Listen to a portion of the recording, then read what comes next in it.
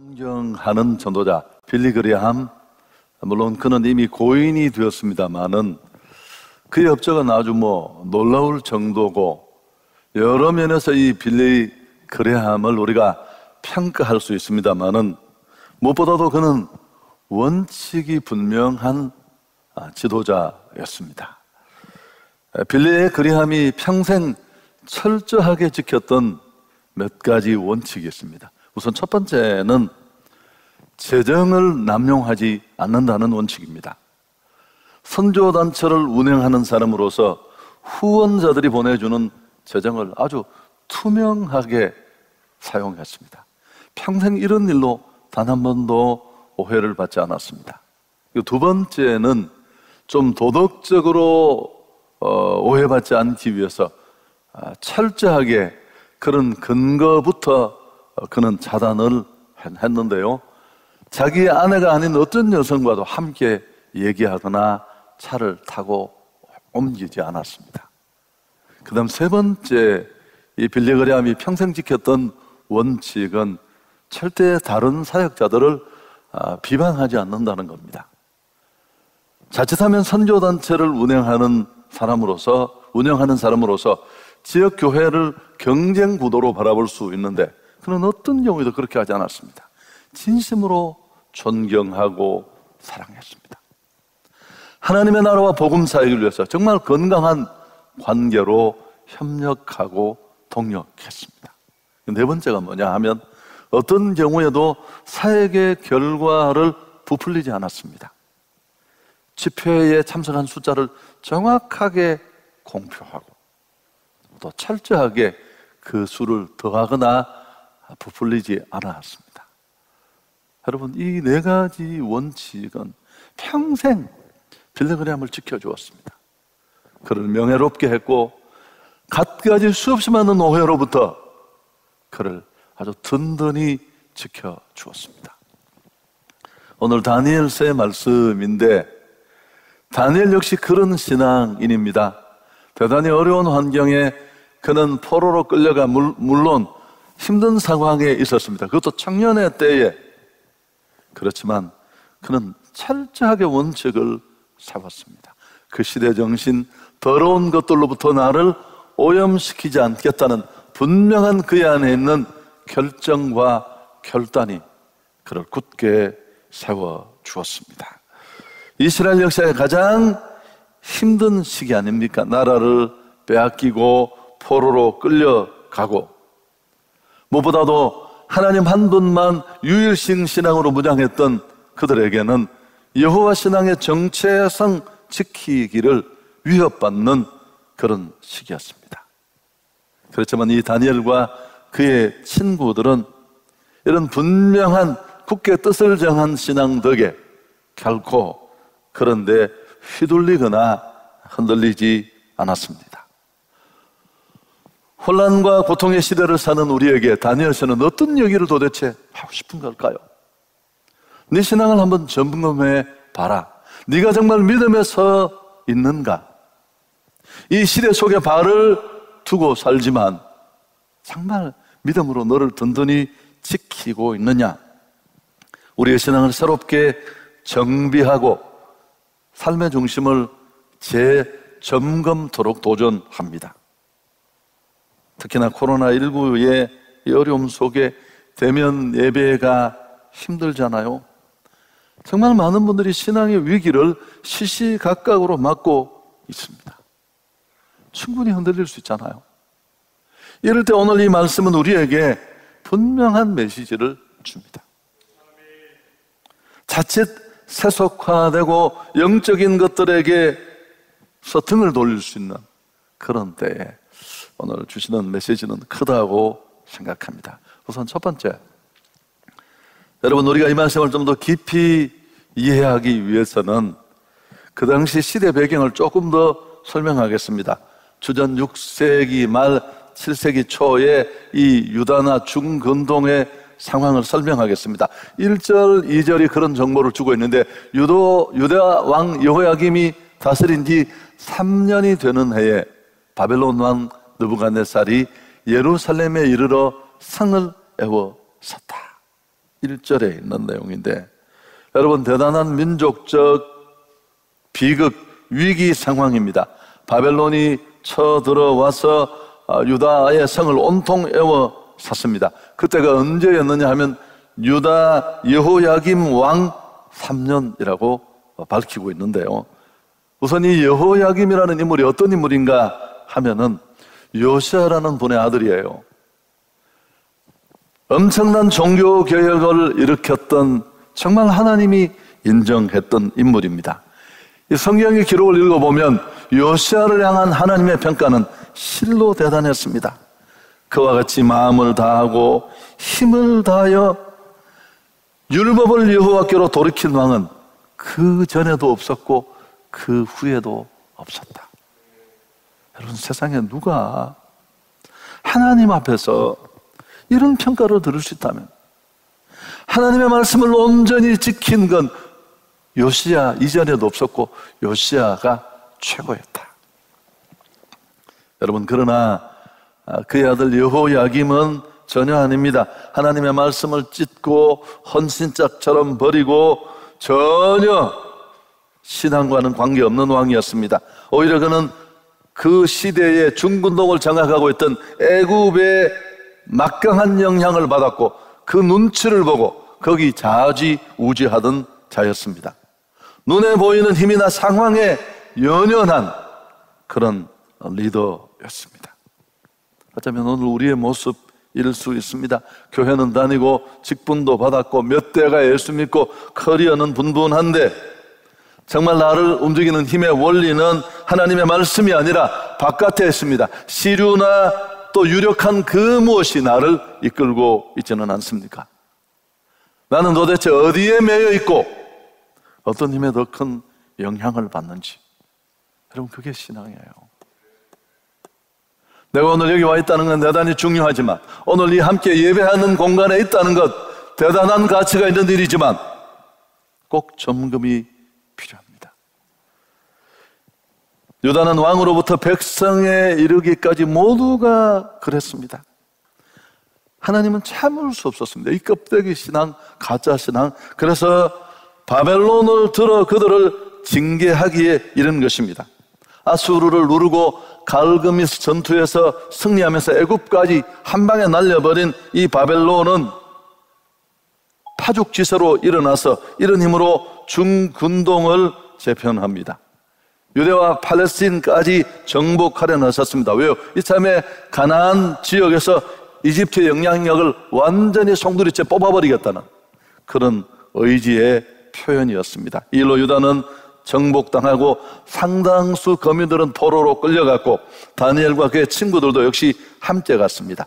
귀족, 박식한 사람, 각 분야의 전문가들도 대거 끌려갔습니다. 단순한 노예가 아니라 제국의 경제와 문화와 바탕을 다져갈 그들의 정신을 이어받는 지도자들을 키우겠다는 의지도 있었습니다. 하나님은 침묵하셨죠. 충분히 하나님은 지킬 수 있었지만 지키지 않으셨습니다. 이유가 뭘까요? 지킬 가치가 없었거든. 뒤에 또 말씀드리겠지만, 여러분, 성도라고 교회라고 우리가 하는 기도라고 하나님은 무조건 들어주시는 거 아니에요. 우리 신앙은 다 무너져 엉망이 되었는데, 다니엘은 어떻게 이런 바벨론 속에서도 흔들리지 않는 신앙으로 굳게 설 수 있었을까요? 두 번째, 포로로 끌려온 사람들을 향한 이 바벨론의 포로 정책은 간단했습니다. 그들의 문화로 세뇌시키는 건데, 겉보기에는 몇 가지입니다. 유능한 사람들을 데려와서 4절에 보면 언어와 문학을 가르쳤다고 합니다. 또 왕의 음식과 포도주를 먹게 했고요. 굉장한 유화 정책입니다. 잘 대해주는 거니까.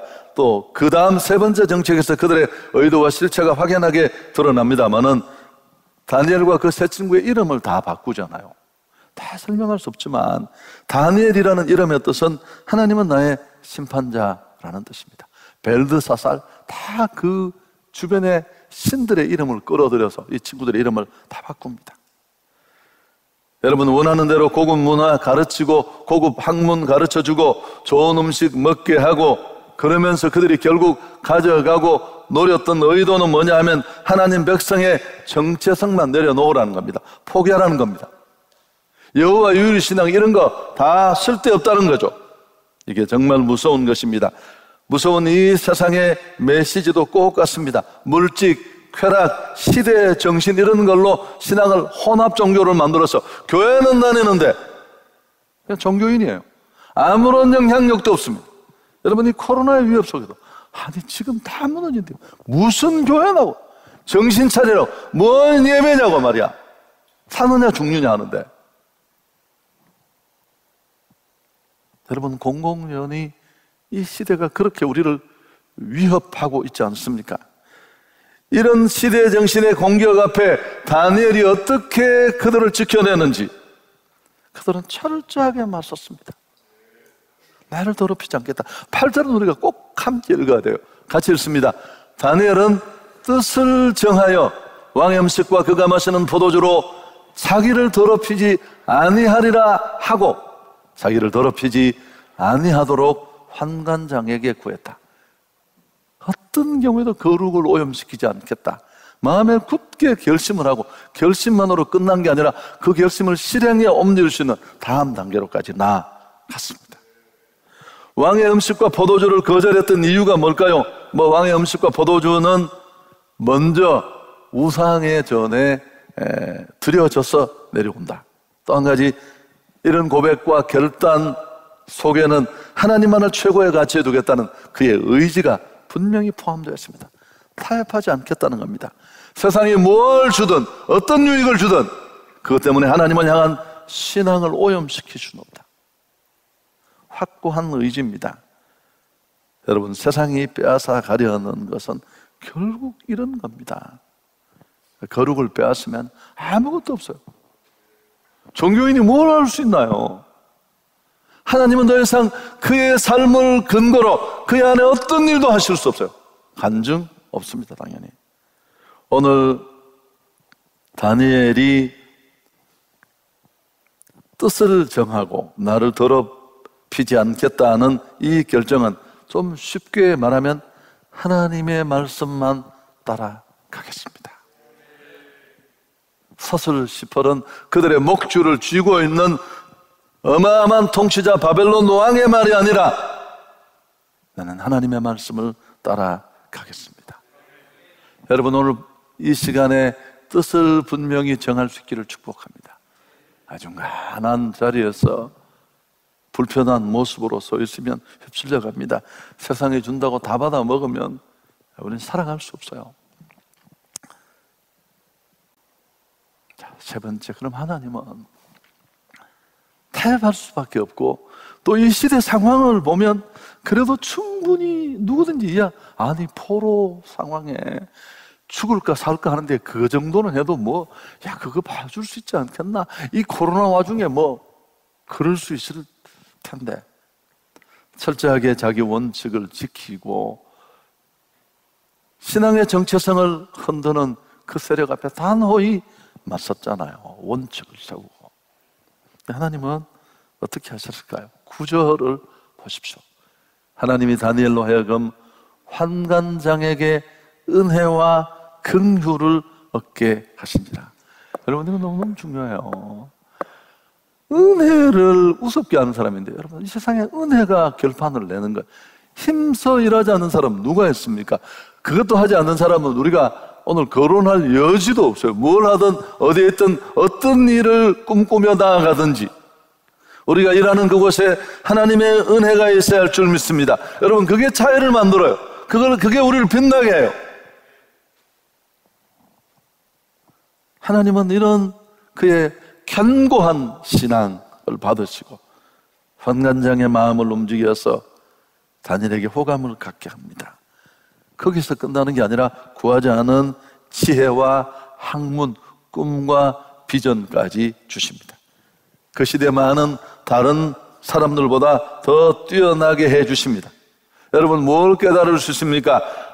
막강한 중군동을 재편하고 전 세계를 장악하던 초강대국 바벨론의 느부갓네살이 주관자가 아닙니다. 세상에 하나님이 주관자이신 줄 믿습니다. 그조차도 한낱 도구에 불과해요. 이 1장에 무려 자세히 꼼꼼히 들여다보면 3번이나 하나님이 나타나, 하나님의 역사를 그대로 여전히 자기 백성이 끌려가 두들겨 맞고 흔적도 없는 이 순간에도 하나님은 여전히 역사를 주관하고 계세요. 이건 바벨론과 그 신들에 대한 승리의 예고편과도 같습니다. 여러분 한번 보십시오. 2절에 성전 기물을 옮겨가고 성민이 포로로 끌려가고 하나님의 기물이 이방 신전에 던져지는 이 비극이 어떻게 이루어진 일일까? 2절에 주께서 유다왕 여호야김과 하나님, 이 일을 주도하신 분이 하나님이세요. 느부갓네살이 힘이 있어서가 아니라 하나님이 주도하신 일이에요. 환관장의 마음을 움직인 분도 9절에 하나님이라고 기억이 나시죠? 여러분 17절에 그들에게 지혜와 꿈과 학문을 주셔서 탁월하게 하신 분도 하나님이십니다. 17절에 하나님이 이내 소년에게 학문과 지혜와 비전을 주셨다. 바벨론이 파죽지세로 어마어마한 힘으로 전 세계를 찍어 누르던 이 순간에 믿음 없는 지도자들은 주변의 강대국 눈치 본다고 미국을 볼까? 중국을 볼까? 어디 줄을 설까? 여러분 둘 다 줄이 아니에요. 여전히 하나님은 역사의 왕이시고 주인이십니다. 역사는 하나님의 뜻이 펼쳐지는 무대예요. 여러분 히스토리는 히스토리라고 하죠. 그분의 역사예요. 그 어떤 누구도 하나님이 잠깐 그 파트에 들어서시는 한낱 도구에 불과합니다. 인생은 이런 믿음을 개입시켜서 해석을 해야 돼요. 죽을 만큼 힘들고 어렵고 아픔, 상처, 가난, 수모, 짓밟힘 저도 많이 있었거든요. 죽을 것 같지만 돌아보면 다 하나님 안에서 이루어진 일입니다. 나를 온전케 하시고 나를 새롭게 하시고 나를 더 빛나게 다듬어 온전히 쓰시려는 하나님의 뜻이 있다고 생각하면 못 받아들일 일이 없고 이해 안 되고 수긍 안 되는 일은 하나도 없을 줄 믿습니다. 성물이 빼앗기고 성민이 무력에 지배당하고 이 고통 속에 있고, 여러분 이건 이스라엘의 배반에 대한 하나님의 심판입니다. 하나님의 주권적 섭리 안에 된 일입니다. 참새 한 마리가 땅에 떨어지는 것도 그분 의지 없이는 안 됩니다. 여러분 중요한 게 뭘까요? 순서가 중요합니다. 우리가 믿음으로 살겠다고 딱 결단만 하면 하나님이 사방에서 돕는 자를 붙여주실 줄 믿습니다. 눈치 보면서 이헐령 피헐령 하면 어려워질 수밖에 없습니다. 여러분 이런 역사 이해가 우리에게 꼭 필요해요. 이번 주간에도 저는 또 좀 힘든 일도 있었는데 내가 무슨 결정을 잘못한 듯한, 근데 내가 기도하고 했는 일이고 오늘 감사했어요. 다시 진심으로 전혀 no problem, 나한테는 아무 문제가 없어. 무슨 문제가 돼요? 내가 하나님과 함께 하느냐가 중요하지 오른편이냐 왼편이냐 그건 그렇게 의미가 없어요. 설교 정리하겠습니다. 여러분 다니엘이 싸운 이 싸움을 우리는 절대 잊지 말아야 합니다. 대단히 전략적인 싸움이라고 할 수 있습니다. 이건 바벨론의 전략과 맞서기 위해서 꼭 필요한 건데 이 바벨론 세상의 전략의 최후 목적이 뭘까요? 그렇습니다. 우리에게서 신앙을 털어내는 거예요. 우리를 껍데기 신앙으로 만드는 거예요. 갖가지 위협을 공포스럽게 우리 앞에 드러내서 혼합 종교 만들어서 교회는 난이돼 하나님 말씀과는 아무 상관없는 정말 무력한 껍데기 신앙, 거르고 온데간데 없는 그런 사람으로 우리를 전락시키는 것입니다. 여러분 이게 별것 아닌 것처럼 보이지만 가장 강력한 전략입니다. 미래학자 엘빈 토플러가 말했습니다. 당신이 전략을 세우지 않으면 다른 사람의 전략에 일부가 될 뿐이다. 이건 물론 경영적인 측면에서 엘빈 토플러가 한 얘기입니다만 영적으로도 마찬가지입니다. 그냥 뭐 잘 믿어야지, 이런 막연한 대안이 없는, 전략이 없는 각오는 아무것도 못해요. 왜냐하면 더 강력한 전략으로 무너뜨리려는 영적 세력이 있기 때문에 우리는 이 더 체계적인 전략에 아래 깔릴 수밖에 없습니다. 성도가 세상을 향해 바른 전략을 세우지 않으면 우리는 그 세상의 전략의 일부가 될 수밖에 없습니다. 여러분, 우리의 대응 전략이 무엇입니까? 하나님의 백성답게 사는 것입니다. 하나님 한 번만 왕으로 모시며 사는 것입니다. 유력해 보이는 그 누구 그 어떤 것도 기웃거리지 말고 하나님의 말씀을 최고로 갖고 하나님의 능력을 드러내고 나를 거룩하면서 오염시키지 않겠다는 결단과 각오가 우리에게 꼭 필요합니다. 여러분, 진짜 부자, 돈만 있는 잘 사는 쫄부가 아니라 정말 부자도 원칙이 있더라고요. 기준이 7가지인데 다 이야기할 수는 없어요. 몇 가지만 내가 말씀드리면 깜짝 놀랄 거예요. 첫째, 빨리 돈을 버는 일을 멀리한다. 이게 그분의 첫 번째 원칙이에요. 큰아들이 비트코인으로 돈을 크게 벌어오니까 이분이 아들 보고 뭐라고 하실까요? 이 세상에 빨리 이익을 나는 일은 대단히 위험한 일이다. 멈춰라. 당장은 이익인 것처럼 보이지만 너는 결국 그 이익에 더 귀밟아서 더 큰 손해를 볼 것이고, 혹시 막대한 돈을 벌었다 하더라도 평생 그런 투자만 찾아다니다가 전 재산을 잃게 될 것이다. 뜻밖의 행운은 마약과 같은 것이다. 보물섬 투자, 금강, 제약주 이런 것 따라다니다가 인생 망친다. 여러분, 참 놀랍지 않으세요? 두 번째, 참 멋있습니다. 생명에 해를 입히는 모든 일에 투자하지 않는다. 돈 벌려고 눈이 뻘건 사람인데 생명에 해를 입히는 모든 일에 투자하지 않는다. 생명을 죽이고 생명을 존중하지 않는 모든 사업에 일절 투자하지 않는다는 겁니다. 또 제가 읽었던 어떤 책에는 누군가를 아프게 한 돈에, 그래서 경매 물건 같은 데 절대 손대지 않는다는 게 원칙이에요. 참 멋있잖아요. 한 가지만 더 말씀드리면 쫓아가지 않는다라는 겁니다. 내 철학과 원칙을 따라 스텝 걸어가지. 그래서 뭐 부동산은 10년, 주식은 5년. 그전에는 절대 팔거나 움직이지 않고, 사거나 팔 때도 원칙 안에서 평생 가져가도 후회 없을 것을 골라서 산다. 이런 게 다 원칙이 다 있어요. 원칙과 소신이 필요합니다. 여러분, 그리고 오늘 이걸 글로 남기면 좋을 것 같아요. 그게 뭐 비전 선언문 형태든 가훈이든 이런 것은 되지만 이런 건 안 된다. 우리가 지키고 아이들에게도 가르치고, 그럼 우리가 세운 그 신앙 안의 원칙과 소신이 우리를 지켜줄 줄 믿습니다. 바벨론 같은 이 시대 정신, 코로나의 위협 앞에 그저 추풍낙엽처럼 신앙을 팔아먹는 이때, 여러분, 이거 아무것도 아니에요. 우린 이보다 더 많은 일 너무 많이 겪었어요. 한국전이 3년 3개월이었어요. 우리 다 살아남고 여기까지 왔어요. 현실을 직시하지 말라는 뜻이 아니에요. 매부 그렇게 놀라지 맙시다. 주일 성수, 새벽 기도, 11조, 내 신앙의 거룩함을 오염시키는 것 절대 하지 않지만 선교, 구제, 누군가가 내게 도움을 요청할 때는 작게라도 내가 도와준다. 뭐 이런 분명한 원칙이 꼭 오늘 정해질 수 있기를 축복합니다.